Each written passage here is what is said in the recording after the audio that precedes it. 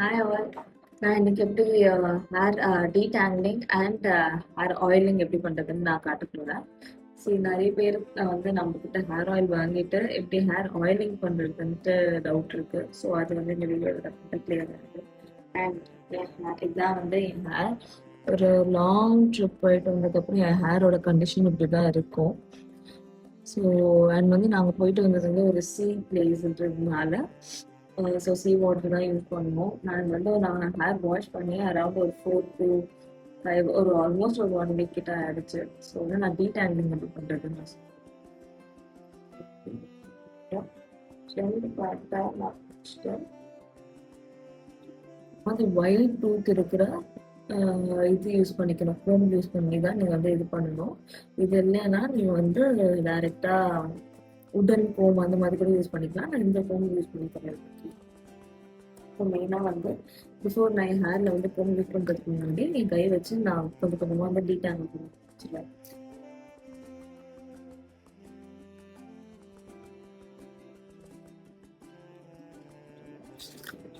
So இப்போ நான் டேரெக்டாக நான் ஃபோம் யூஸ் பண்ணிக்கிறேன்.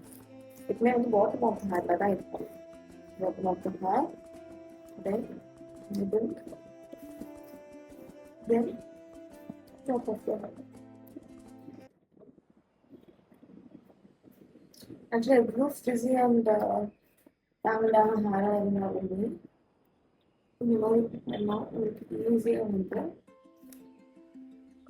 ஹேர் டீடாங்கிள் ஆகும். ஸோ இதுதான் என் ஹேர் டீடாங்கிள் பண்ணணும். ஸோ இன்னொரு சைடு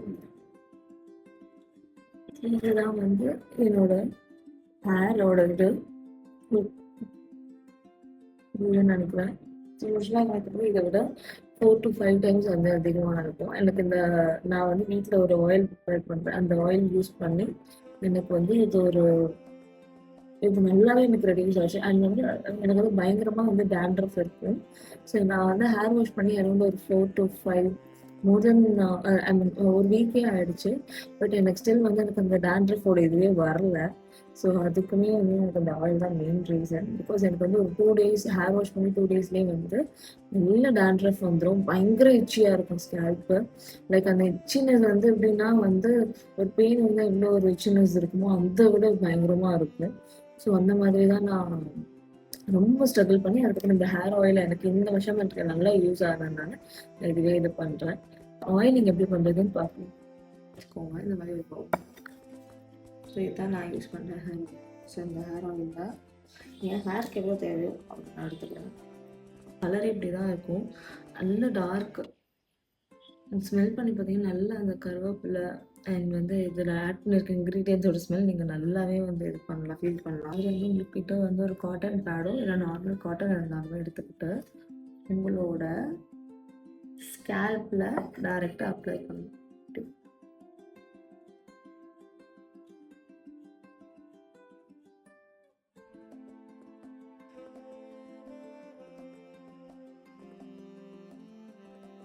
ஆயில் எடுத்து என்னோட ஹேரோட எல்லா சைட்லையுமே நான் அப்ளை பண்ணிக்குவேன்.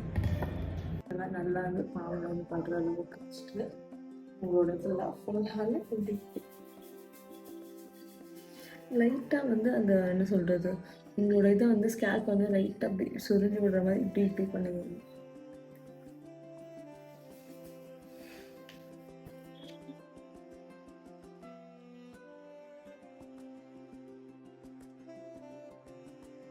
இப்போ நம்ம ஆயிலிங் முடிச்சிட்டோம். இதில் நெக்ஸ்ட் இம்பார்ட்டன்ட் ஸ்டெப் என்னென்னா உங்கள் ஹேர் நீங்கள் நல்லா மசாஜ் பண்ணணும்.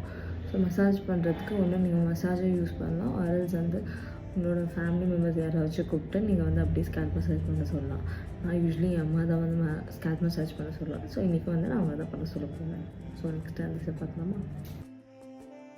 ஹேர் ஆயிலை ஈவன் நீங்கள் ஒரு 2-3 days கூட நீங்கள் விட்டுட்டு அதுக்கப்புறம் ஹேர் வாஷ் பண்ணலாம். ஸோ அந்த மாதிரி பண்ணுறதா இருந்தால் உங்களோட ஹேர் இன்னொருத்தர் நல்லா ஃபோம் பண்ணிவிட்டு டைட்டாக ஒரு பின்னல் போஸ் இல்லை நான் ஒரு 1/2 hour நான் முடிச்சிருக்கணும், ஒரு 1 hour ஆகும்னா நீங்கள் ஜஸ்ட் நீங்கள் டைட்டாக ஒரு பன்னை மட்டும் நல்லா தூக்கி பன்னு ஒன்று போட்டுட்டு நீங்கள் உங்களோட டெய்லி ரொட்டீன் நீங்கள் பண்ண ஆரம்பிக்கலாம். ஸோ அதெல்லாம் முடிஞ்சதுக்கப்புறம் நீங்கள் ஹேர் வாஷ் போட்டிருப்பேன். ஸோ என் ஹேர் ஃபால் ஆகாத அளவுக்கு.